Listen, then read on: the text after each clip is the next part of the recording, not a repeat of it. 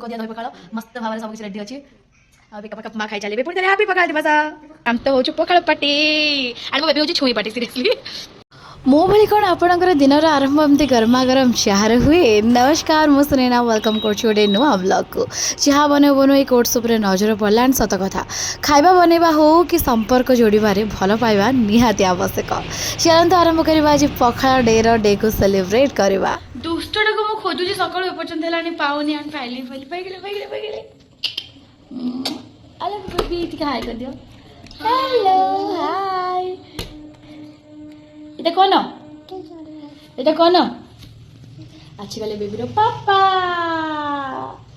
ববটি কই দে মেলে পাপা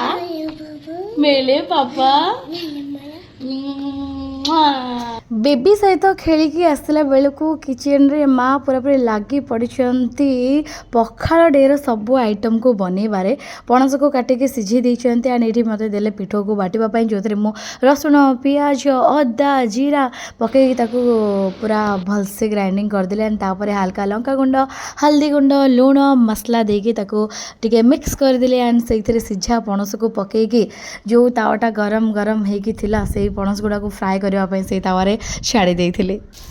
आ कहते ना जार गोटे बाड़ी थी बुलिकी आसला बेलू दु तीन आइटम तो निहाती बनीज ये देखो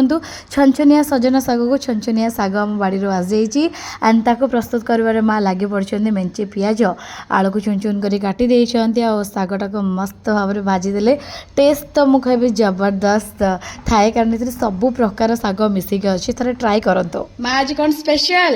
आज पखाड़ दिवस पखाड़ दही फुटा सजना छुई भजा आलू भजा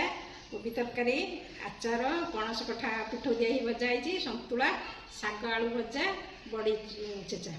आ बड़ी छेचाटा पूरा स्पेशल भूषण पत्र दही फही पड़ी माँ हापी पखाड़ दिवस हापी पखाड़ दिवस। अच्छा आज पखाड़ ओडियांकर पखाड़ होची सबठु भारी बढ़िया से माँ सब मत कहे कि तो पखाड़ टे खाई पड़ा ऑफिस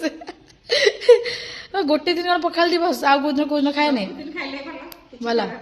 कौन मोटा लोक मैंने पखाड़ खाइले पतला हो जाए केते प्रकार पखाड़ करती लोक तो आज आप किचन कौन स्पेशल दही पखाड़ छुंक दिया दही पखाड़ मस्त भाव में सब किसी रेडी अच्छी कप माँ खाई चलिए पुणी थे हैप्पी पखाड़ दिवस जीवन धन मोर पखाड़ कंसा ए गरम दिन रे पखाड़ बिना उड़ई हंसा तो फाइनली मोर जीवन धन विथ पखाड़ कंसा समस्त वंस अगेन हैप्पी पखाड़ दिवस। सो बेबी मोर पूरा ब्राह्मणिया चकामुंडी गोटे पकईकी पखाड़ सहित भजा साग छुई आचार धरिकी रेडी पखाड़ खाइबापी जेहेतु समस्त आम पखाड़ खाऊलु से भी कहला ना मत भी खाइबार अच्छी मत भी गोटे गिनारे दियो केवल आज नुहे आम सब पखाड़ एमती भी खाऊ थाऊ बट जेहेतु आज गोटे डे अच्छी फटाफट उठे भिडियो भिडियो कर शो अफ करवा कथा ना ओडिया घर मेन्स प्रत्येक दिन समस्ते पखाड़ खाऊे आ जो प्रकार खरा गरम होउची बास्ती पखाड़ टे न काम चलोनी तो भाई आम तो हो पखाड़ नमस्कार जय जगन्नाथ। दही रे छुई